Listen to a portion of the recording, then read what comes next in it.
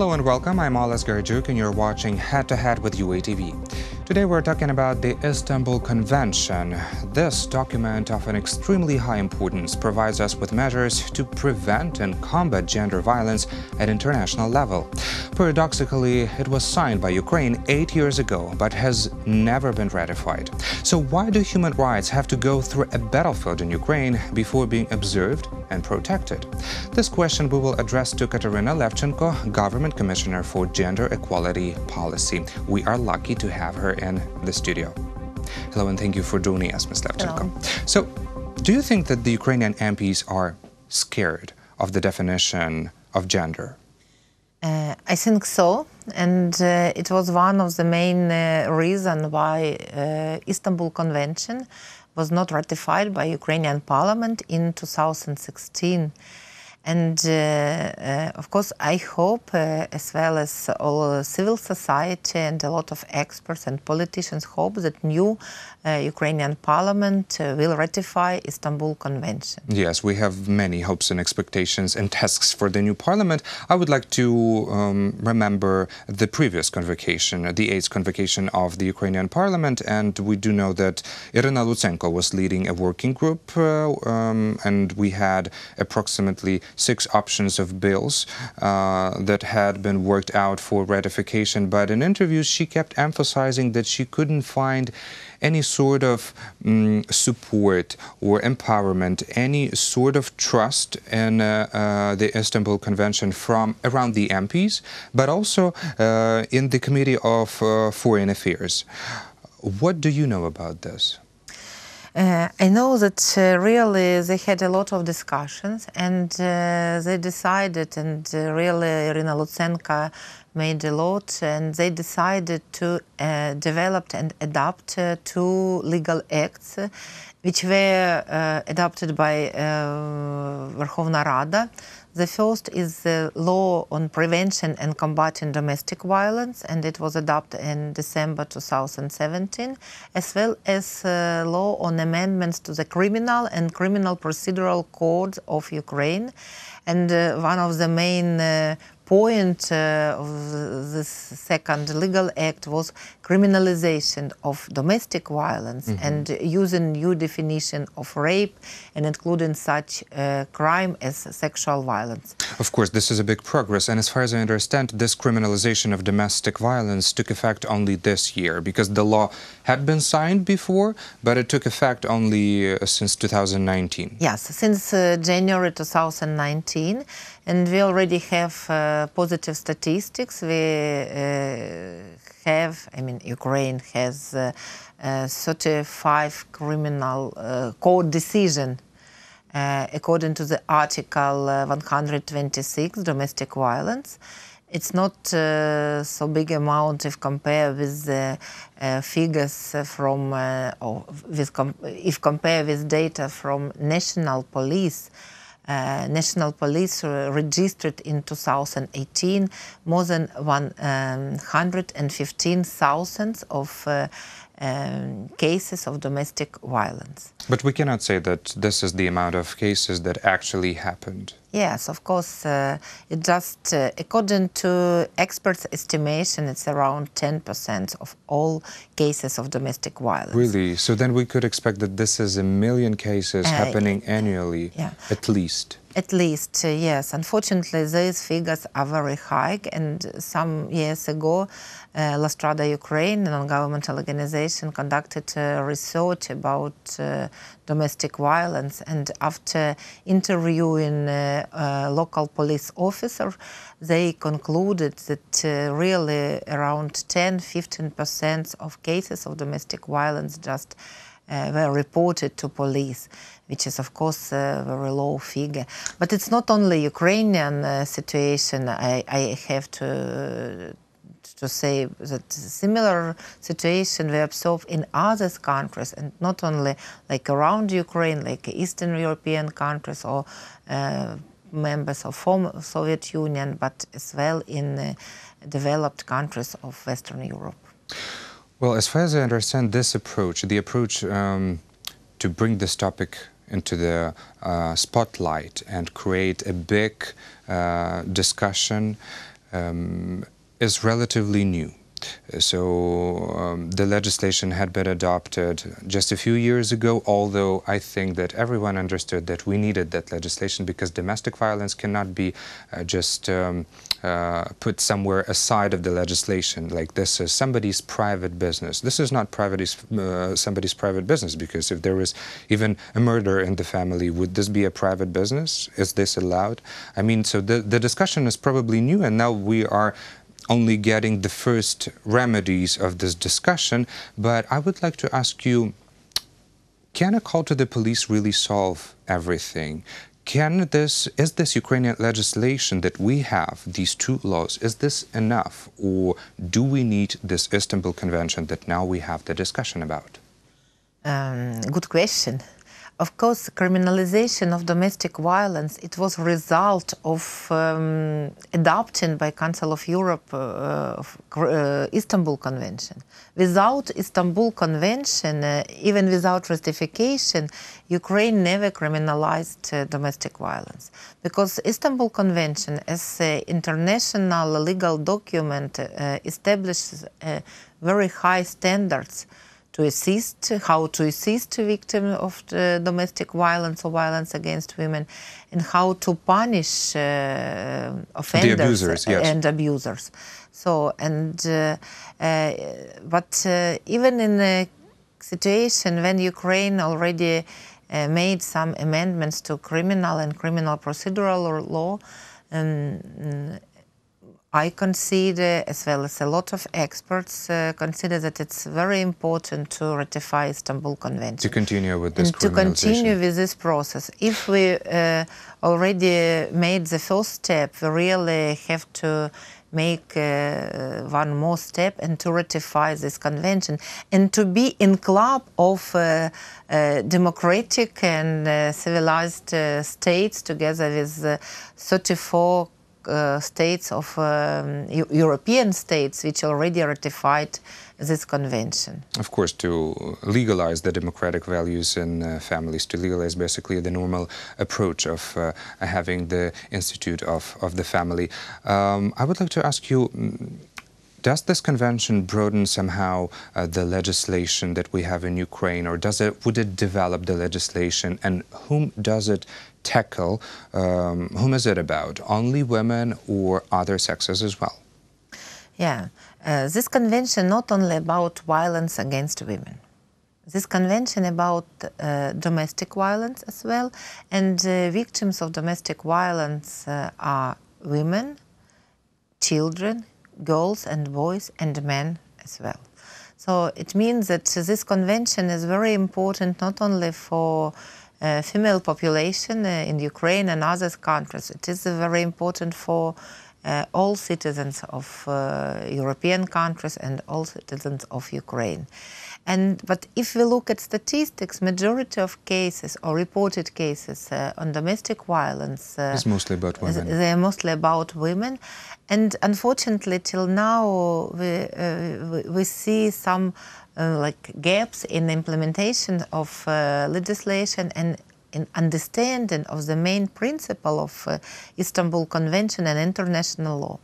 One of the principles that a child who is a witness of domestic violence, according to international standards, considered as victim of domestic violence. Psychologically, this child will be victimized. And consequences of such violence can be very, very complicated for such a child.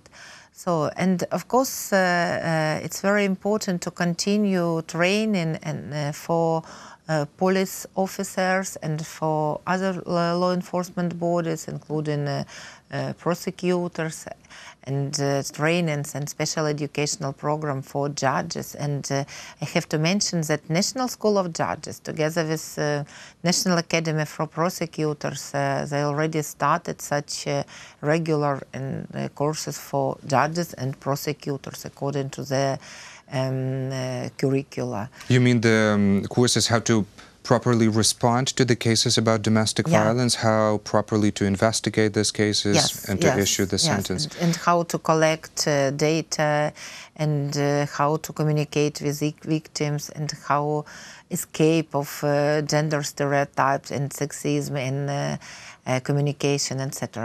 So such trainings already have been conducted by National School of Judges together with non-governmental organizations, and it's very important.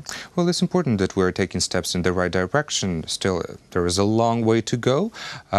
But you remembered about the principles of the Istanbul Convention, and you remembered the one about children. Could you please be more specific on the other principles, and how would they develop the legislation that we have in Ukraine? Okay, one of the principles of Istanbul Convention, it is the necessity to implement complex, holistic approach. And your question was about activity of law enforcement body, and is it enough if only police will react on the cases of domestic violence? Of course, it's not enough, and it's important to have such intergovernment and complex team at local level and national level, and for creating such mechanism of assisting to victims of domestic violence, Ukrainian government adopted several decrees, and which should help to local authorities to establish such mechanism, how they can work in case of domestic violence. And of course, it's very important to support, to provide support to non-governmental organizations, civil society organizations, and it's also important principle of Istanbul Convention, strategic cooperation with civil society and with non-governmental organizations. Of course.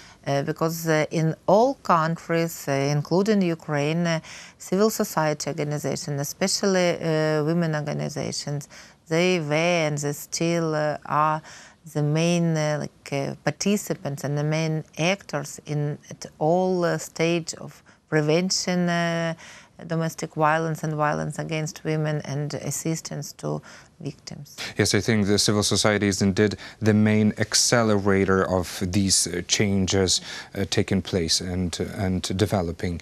When I was preparing for the interview, I read the articles about the Istanbul Convention and the situation that we have in Ukraine, and one of the Ukrainian experts, Nina Patarska, said that it's, as you said, not only about women, it's also about men, and also by gender-based violence, we mean both men and women, people who change sex and people with different sexual orientations. So basically, does this this convention include all this variety of the definition as gender, and also involves a sexual orientation? Convention includes definition of gender, and Article 3 about definition which used in convention, but convention doesn't include definition of sexual orientation. So this is one of the myths that has been created. But of course, everybody, every person, every man, every woman, every person who change their sex, or people who have another sexual orientation, or they prefer to use even another gender to choose. Should be defended and protected by state from any case of violence, including domestic violence. And this convention not about the type of marriages. This convention is not about the structure of families or configuration of families. This convention is not about this convention is not about any relation between state and families beside violence. And violence, as you already mentioned, can be considered as a private matter and can be considered as internal matter of every family, because it's really crime and violation of human rights. This is very important, and thank you so much for these valuable comments. I would also I think it would be important to maybe to unveil for the international audience the myths that has been created about the Istanbul Convention in Ukraine, because I think it is hard for me as a Ukrainian, but I also think it is very hard for the audience to understand why the document of such a dire importance that had been prepared by the Council of Europe is facing so much resistance in Ukraine. So maybe you would unveil a few myths, the most popular ones. Yeah, it's a really big problem. But I prefer to say that this document was developed not only Council of Europe. This document was developed every country, every state which is a member of Council of Europe. And Ukraine, as a Council of Europe member, also is an author of this convention. And it's very important, because I also had such like a myth that this convention just was brought by West or Council of Europe to Ukraine as not really good product for Ukraine. Another point is, it's not only Ukrainian problem, and it's not only Ukrainian situation with such with creating such fake information around this convention. We know about similar tendencies and a similar movement in Croatia, for example, in 2017 and beginning 2018, before ratification of the convention by Croatia. It was in Georgia. Georgia also ratified the convention, as well in Estonia, which ratified convention last year. Similar movements against ratification of convention were observed in Moldova and Lithuania, which have not ratified this convention till now.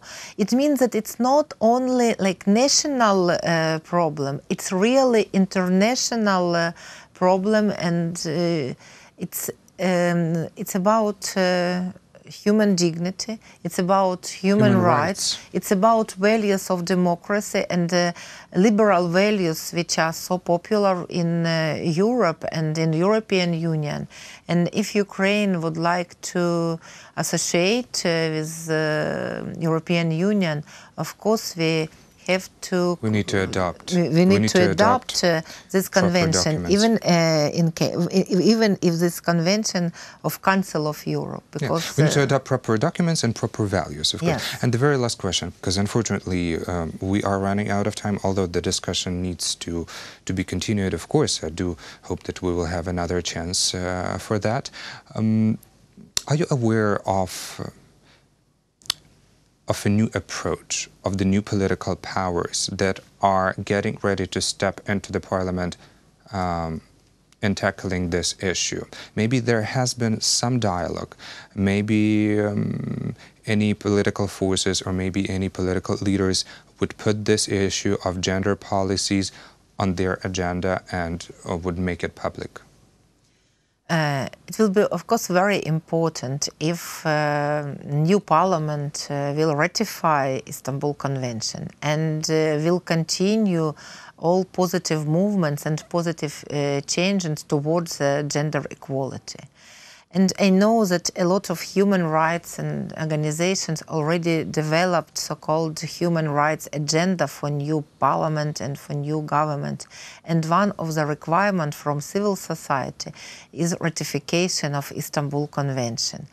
And of course, it's important to have dialogue between civil society, between different groups and new parliamentarians, and we expect that such dialogue will be fruitful. Yes, that's what I wanted also to continue your thought. We expect this dialogue to be very fruitful, yes.